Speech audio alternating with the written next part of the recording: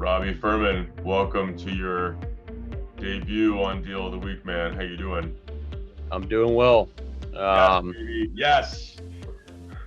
Excited Yes. to get after it on this Monday afternoon. Thanks for 100%. having me on. My pleasure. Well, look, you're going to tell me about this building on Smith Street, 276 Smith Street. So simply, why would somebody buy it and why would somebody not buy it? All right, so it's simple. Price point in Cobble Hill, Carroll Gardens, tax class protected.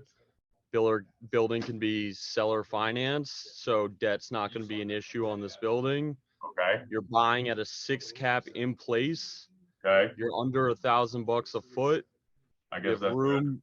You have room on the residential rents to build into a 7 cap with almost no, like no in like capital up front. So, Meaning you don't in have to my do opinion, this is a no-brainer. Okay. So, Why wow. would you not buy the building? Yeah. Because there's a question mark behind the retail.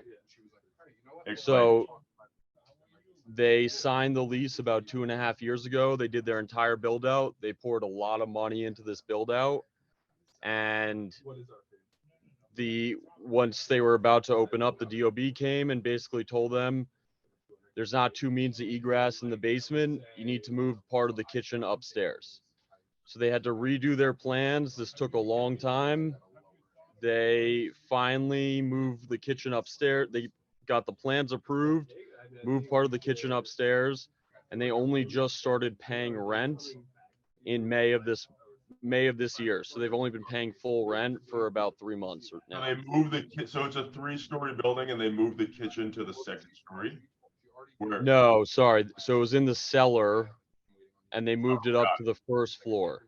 It's a sushi bar, like Japanese restaurant. So it still looks good inside, yeah. How's the but sushi? yeah. So they haven't opened up yet, so I couldn't tell you. Oh, got it. All right, but hold on. These people like they just went through a 2-year reno and probably spent like several $100,000 renovating and like dealing with all sorts of nonsense to get this thing up and running. That I guess it is a question mark, but commitment. So I will say we had an offer at $2.6 million, which is $50,000 above our asking price for an end user buyer, Okay. but they needed the retail vacant. So the seller went to the retail and approached them to do a buyout, and they turned down the offer to get out. They really want to open up. They've been working on this for a while. They're ready to go. But obviously the risk is that they go out of business. They put a lot of capital into the build outs and haven't started making any revenue yet. Is this rent replaceable? Yeah, so I'm actually a partner in a building on the same block on Court Street. We just rented out the same size retail space without a seller for $8,500. Same size retail. Wow. Court's a little bit better than Smith Someone's is. doing well. Yeah.